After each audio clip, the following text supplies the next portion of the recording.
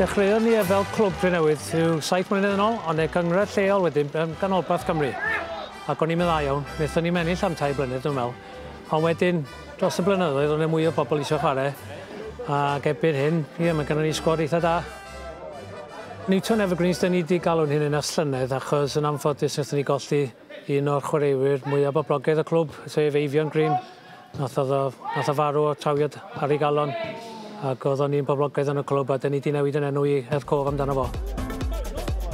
Dwi'r hynna'r 55 a da ni lawr i 37 yng Ngolder Ienga. A da ni'n cael chwarae 3 o dan 40, so mae'n gyfri. Ond mae'n edrych 4 neu 5 dros 100 dal yn chwarae. A maen nhw cymysgydd o cefndiroedd gwahanol o ran chwarae bêl-droed. Dwi rioed i chwarae'n safon uchel. Sunday League dwi wedi gwneud trwy mywyd. Llynedd, wnaethon ni goffen yn trydydd yn y gyngred, sef yn safle gorau ni, a wnaethon ni cyrraedd ffainal o cwpan. I've retired a few times and been asked to come back out. This veteran football now is good really, once a week training, once every 3 weeks a game, so it's enough for me.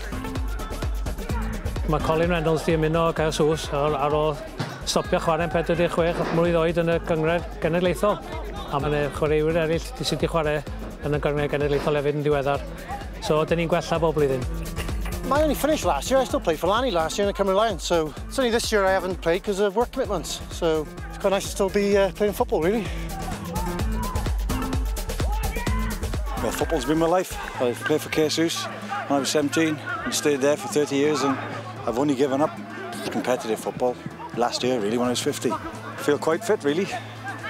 It's frustrated because it's not as easy as it used to be.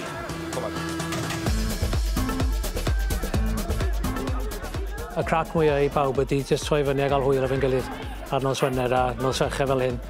Da ni mwynhau cymdeithasu efo'n gilydd yn fawr iawn ar ôl gemau.